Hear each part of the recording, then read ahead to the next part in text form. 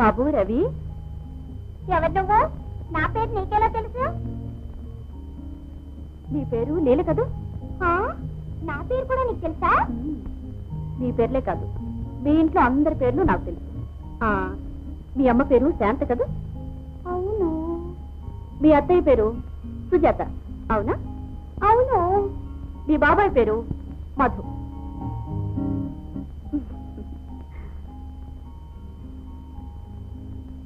ఈవిడికి మా ఇల్లు మంత్రాలు తెలిసావనక్క, అందుకే మనందరి పేర్లు చెప్పేస్తోంది. అమ్మో, అయితే అమ్మని పిలుద్దాం కదా.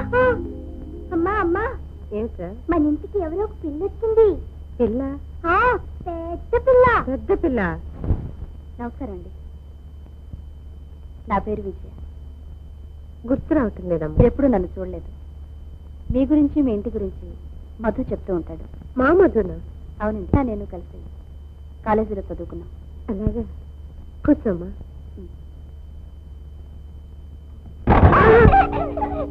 పిల్లలు మీరు వెళ్ళి ఆడుకుంటామా? ఏమ్మా, దెబ్బ తగిలిందా? అబ్బే లేదండి. నా గురించి మీకేం చెప్పలేదండి? లేదమ్మా. ఏ విషయం? అది చెప్పమ్మా.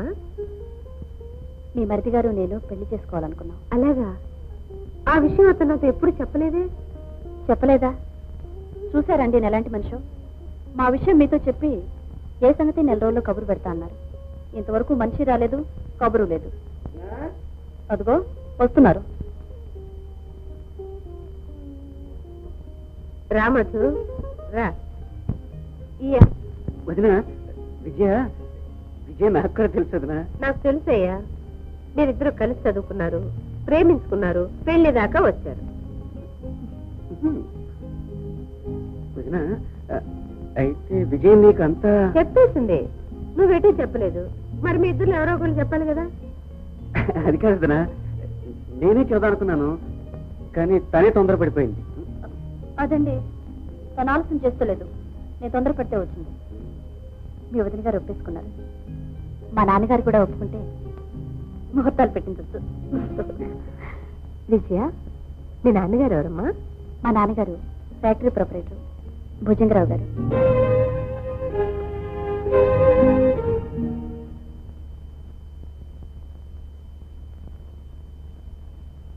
ఎక్కడికి వెళ్ళి వస్తున్నావమ్మా? ఒక ముఖ్యమైన పని మీద బయటికి వెళ్ళి వస్తున్నాను. ముఖ్యమైన పని ఏమిటమ్మా? నువ్వు ఒకసారి బయటికి వెళ్ళు.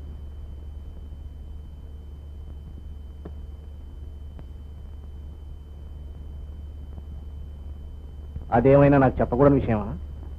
అదేం లేదు నాన్న, ఎలా చెప్పాలా అని. పర్వాలేదు, చెప్పమ్మా. ఆ విషయం మీ నాన్న ఆలోచించడం లేదని గ్రహించావన్నమాట. అది కాదు నాన్న, మధు అని డాక్టర్గా ప్రాక్టీస్ చేస్తున్నారు. మధు? మధు అంటే మన ఫ్యాక్టరీలో పనిచేసిన ఆ శ్రీనివాసరావు తమ్ముడు కదూ? అవును నాన్న. ఆ శ్రీనివాసరావు భార్య ఆ నరరూప రాక్షసి నన్ను ఎంత దారుణంగా అవమానపరిచిందో అప్పుడే మర్చిపోయావా? తలుచుకుంటేనే రక్తం మరిగిపోయా ఆ సంఘటన నేనెలా మర్చిపోగలను? మర్చిపోకుండానే ఆ ఇంటి మనిషిని కట్టుకోవడానికి తయారయ్యావా? నేను నీ కూతుర్ని, చదువుకున్నదాన్ని, ఏం చేయాలో ఆలోచించగలదాన్ని. నిన్ను అవమానపరిస్తే నన్ను అవమానపరిచినట్లే. నీ శత్రువులు నాకు శత్రువులే. కానీ నాకు నచ్చిన మనిషి ఆ శత్రువులకు సంబంధించిన వాడని తెలియకముందే మనసిచ్చాను.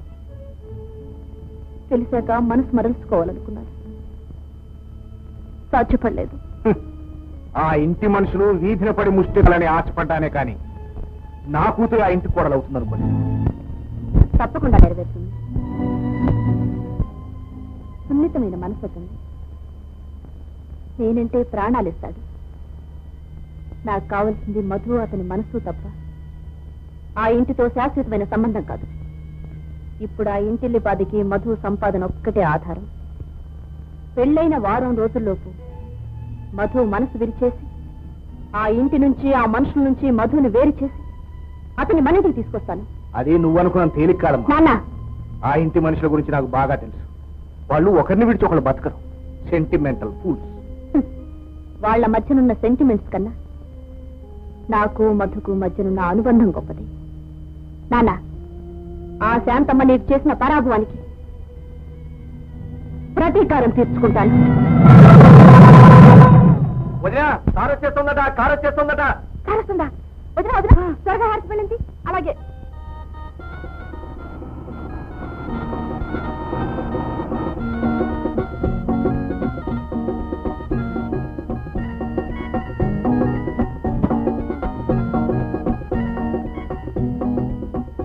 రామ్మా, త్వరగా వెలిగించు.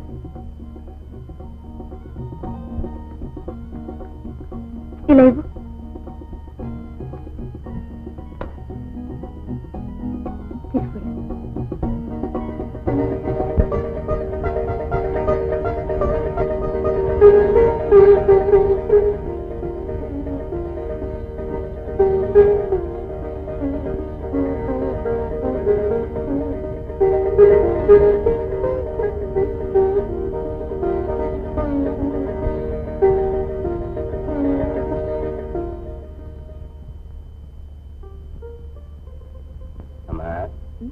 మా మధు భార్య నువ్వేనా అమ్మా? ఇంతకీ నువ్వెవరు? నా పేరు ఇస్మాయిల్ అమ్మా. అయితే ఏమిటి? ఏం లేదమ్మా, కొత్తగా వచ్చావు కదా, ఒకసారి చూసి వెళదామని వచ్చా. చూసావుగా, ఇక వెళ్ళా. లేకపోతే ఏమిటి? వేళా పాడా లేకుండా ప్రతి అడ్డమైన వాళ్ళు ఇంట్లోకి రావటమే. అమ్మా, నేను అడ్డమైన వాడిని కాదమ్మా. ఈ ఇంటికి నాకు నీకు చెప్పిన అర్థం కాదమ్మా. వస్తానమ్మా. ఇస్మాయిల్ భాయ్, కృష్ణ ఎంతసేపు అయింది వచ్చి? ఇప్పుడే. వదినా, ఇతను ఇస్మాయిల్ అని మా అందరికీ ఆప్తుడు. అన్నయ్యకి ఆరో ప్రాణం.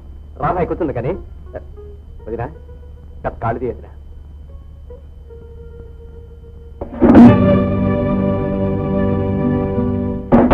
కృష్ణ, నీకు స్థానం ఎక్కడ ఉందో బాయ్? రాబాయ్, లోపల కూర్చున్నా.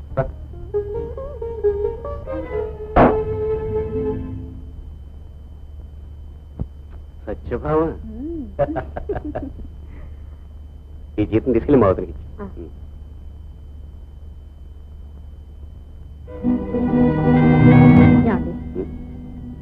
మీరేమనుకోనంటే ఒక మాట అడగనా? అడుగు. ఏం లేదు, మీ అన్నగారు జీతం తీసుకొచ్చి ఎవరికి ఇచ్చేవారు? మా వదిలికి. అవునా? ఆవిడ ఆయన భార్య కనుక ఆవిడకి ఇచ్చేవారు. మరి మీరు నీకు ఇవ్వాలా? ఎందుకు అడుగుతున్నాను అర్థం చేసుకోకుండా మీ ఇష్టం వచ్చినట్లు అంటారు. అదే, ఇప్పుడు నేను ఏమన్నానని? నువ్వు నిజంగా సత్యభావే. సర్లే, ఏమిటో చెప్పు. ఏం లేదండి, మీరేమో డబ్బంతా తీసుకొచ్చి ఆవిడ చేతికి ఇస్తూ ఉంటారా? ఆవిడేమో మరిది డాక్టరు, నా తోడుకోళ్ళు పెద్ద ధనవంతురాలు అని చెప్పి ఎంతసేపు మన సుఖం కోసం మన సంతోషం కోసమే డబ్బంతా ఖర్చు పెడుతూ ఉంటుంది. ఆ పిల్లవాడికి ఒక చొక్కా కూడా కొనిపెట్టదండి. ఎంత చెప్పినా వినకుండా నాకు ఈ చీర కొనిపెట్టింది.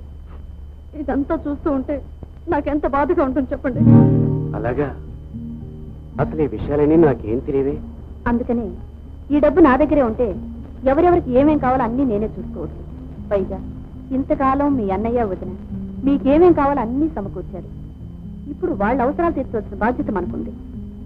ఈ డబ్బు మన దగ్గరే ఉంటే ఇది సరిపోతుందో లేదో చూసుకోవచ్చు, అవసరమైతే ఎక్కడన్నా తెచ్చుకోవచ్చు. ఇక నుంచి జీతం తీసుకొచ్చి నీ చేతికే ఇస్తాను. ఇంట్లో అందరికీ ఏమేం కావాలో 1000 కళ్ళతో జాగ్రత్తగా కనిపెట్టుకోవచ్చు. సరేనా? అలాగే.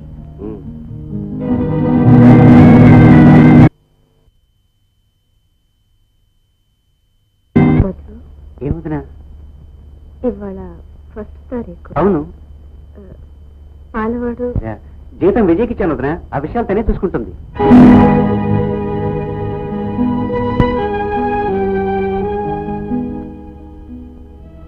అమ్మా విజయ,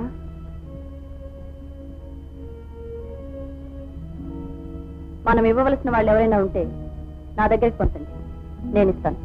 చూడమ్మా, వెనకండి. ఏమిటది? నెలకు 100 రూపాయలు అప్పులు వాళ్ళకి తీర్చాలి. ఏది తప్పినా అది మాత్రం తప్పదమ్మా. చూడండి అక్కయ్య గారు, పాల ఖర్చు వెచ్చాల ఖర్చు తీర్చవలసిన బాధ్యత మాకు ఉంది. అంతేగాని ఎప్పుడో మీ అందరూ చేసిన అప్పులు ఆయన ఎత్తమనటం. ఆ అప్పు చెడు తిరుగుళ్ళు దురలవాట్లు ఏమన్నకే అప్పై ఉంటుంది. అవునమ్మా, నిజం చెప్పావు. దురలవాటు మీ ఆయన గొప్పవాడిగా పెద్ద డాక్టర్గా చేసి చూసుకోవాలని, అందుకే ఆ దురలవాటుతో చెడు తిరుగుడు తిరిగారు. గుండె చెడిపోయేంత వరకు తిరుగుతూనే ఉన్నారమ్మా. ఈ విషయాలన్నీ నీకెలా నచ్చ చెప్పగలను? నిన్నెలా నమ్మించనమ్మా? ఇందులో నమ్మటానికి నమ్మకపోవటానికి ఏముంటుందిలేండి. నాకు చెప్పుకోలేని ఖర్చులు మీకు ఎన్నో ఉండొచ్చు. అదే పిల్లలకు కొనిపెట్టాం లాంటివి అలాంటివి ఏవేవో. ఈ 5 రూపాయలు మీ దగ్గర ఉంచుకోండి. విజయ,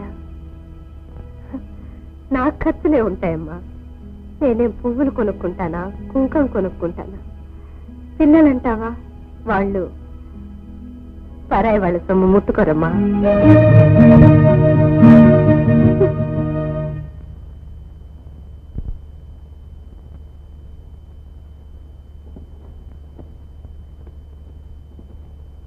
మీరు వెళ్ళండి.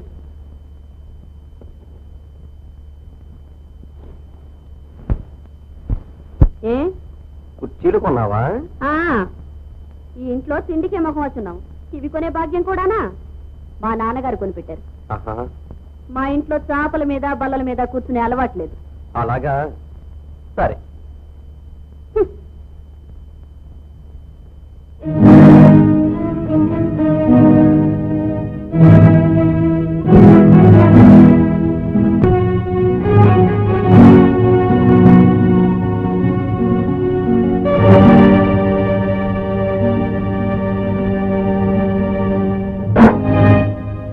ఆ ఫోటో ఎందుకు తీసావు? ఈ ఫోటో అక్కడ పెట్టడానికి. కావాలంటే ఈ ఫోటో తీసుకెళ్ళి నీ గదిలో పెట్టుకో. ఆ ఫోటో తీసుకెళ్లి మీ వదిన గారి గదిలో పెట్టుకోమను. ఇది బోలె డబ్బు వస్తున్నా. ఇది ఎంత?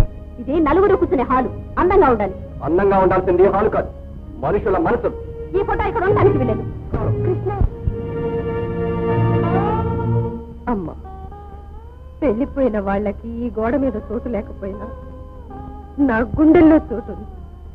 ఇది నా వస్తువు, నా దగ్గరే ఉంచుకుంటాను.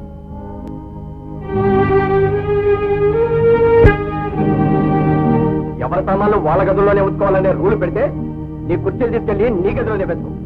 మంచాల కింద వేసుకుంటావో భూతాల మీద వేసుకుంటావో నీ ఇష్టం. తీసుకెళ్ళి.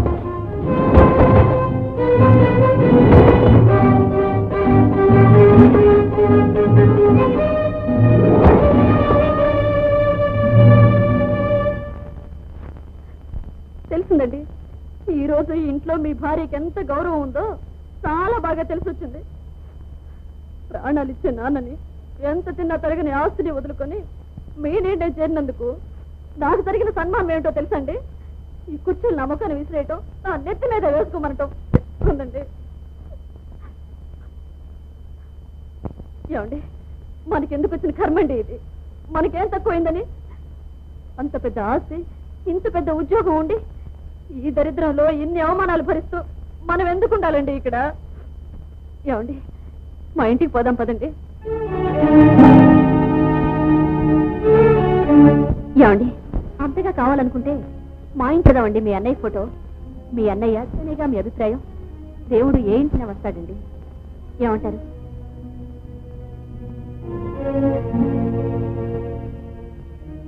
విజయ, నువ్వు చెప్పినట్లు దేవుడు ఎక్కడికైనా వస్తాడు. ఏ ఇంట్లో ఉండమన్నా ఉంటాడు. ఆయన ఉంటాడు కదా అని మనం ఆయన్ని చెత్త నిలబెట్టలేం కదా. దేవుడు ఉండాల్సింది దేవాలయంలో. ఇకపోతే మా ఇంటి వెళదాం రమ్మన్నావు కదూ. ఇప్పుడు జరుగుతుందో తెలుసా? నాలో ఇంగిత జ్ఞానం చిన్నప్పుడు, నేను మనిషినే కాకుండా పోయినప్పుడు. అంతవరకు నీ ఆటలు సాగు.